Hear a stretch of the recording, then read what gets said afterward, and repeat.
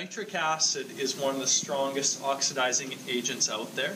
It's better at rusting than oxygen is. So it's like better at oxygen than oxygen is at being oxygen, if that kind of makes sense. And so copper will oxidize over a period of years if it's sitting out in the air, but it doesn't happen all that quickly. Put a bit of nitric acid in it though, and there ends up being a transfer of electrons. We'll get into detail, where electrons are going, where they're coming from, etc. But we end up making a reaction occur where electrons move from one chemical to another, and that ends up changing the chemical makeup. And this is a nice visual one. It's very dramatic. It's right away, and the penny is essentially going to be gone. It's turning it from solid copper into, look at that stuff sink down, and then pull back up. It's turning into copper 2+ ions, so it went from being neutral to being charged. It lost electrons. Those electrons had to go somewhere. They went into the other chemicals, and that transfer of electrons can be used to make electricity if we set things up properly, or it can just be made to do cool reactions. And many of those reactions involve cool color changes, because metals do change color when they change the number of electrons that are around them. Okay? So that's one of the things that we're going to be explaining in this unit. So I said the chromium ions and the ammonium dichromate are going to be reduced. The nitrogen ions in the ammonium dichromate are going to be oxidized. And when you have metals changing oxidation states, you usually have a color change that goes along with it.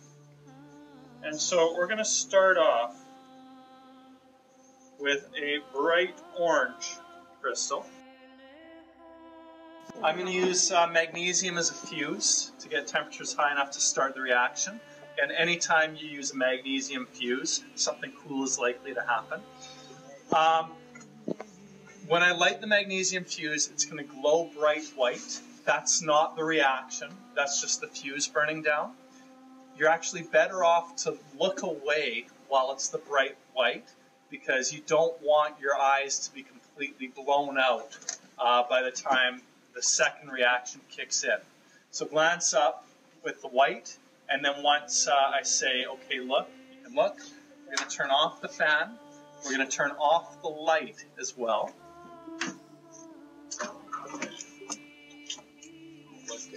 Light the fuse.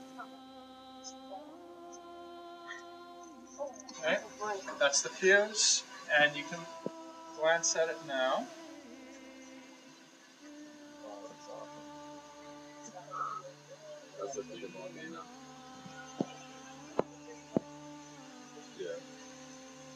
This actually was the original chemical in the old sparklers, until they realized that it's slightly carcinogenic, and so it's not used in sparklers anymore. What's that? Yeah. Now,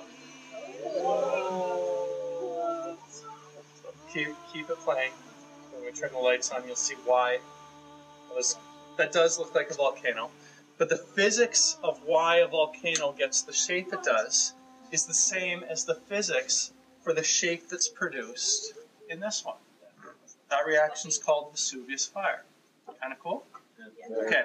Now that's the reduction of chromium 6+, which is the orange chromium, to chromium 3+, which is the green chromium. We're actually going to go one further, and we're going to take it down to chromium 0, neutral chromium, which is chromium metal. And this reaction is very exothermic. This is an example of a thermite reaction. I've got some powdered chromium oxide, which is what that is there. So I ground it up yesterday, and I ground it up with some powdered aluminum. We're going to make aluminum oxide, and we're going to be left with neutral chromium. But there's so much heat produced that it's liquid, molten chromium. Okay? And so we're going to do it in this container here. We're going to have some sand underneath to catch it.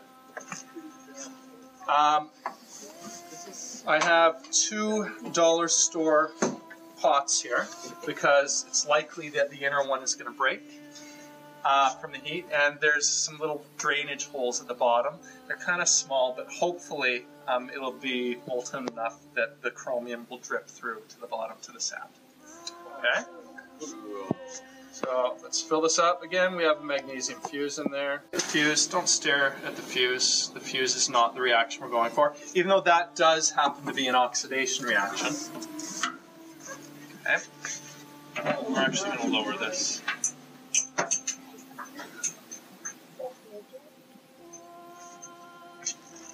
Okay. Bring the camera in to just peek inside. That is glowing molten metal in there. And you can see it crystallizing right up the side there. Okay, and we are not going to touch this thing. And there is actually a chance that that clay pot is going to shatter here. It looks like we didn't make it through the holes, but come just peek in at how warm that is. Keep your goggles on. Right, so shatter. And this is a way of welding out in the field without having any electricity. You put some thermite powder between objects that you want to weld, and you just light a fuse, and it melts the metals together. So this is how they made the train tracks going across North America. Sprinkle a bit of thermite between the sections of track, light it up, and then it's welded permanently, fused, and it's awesome.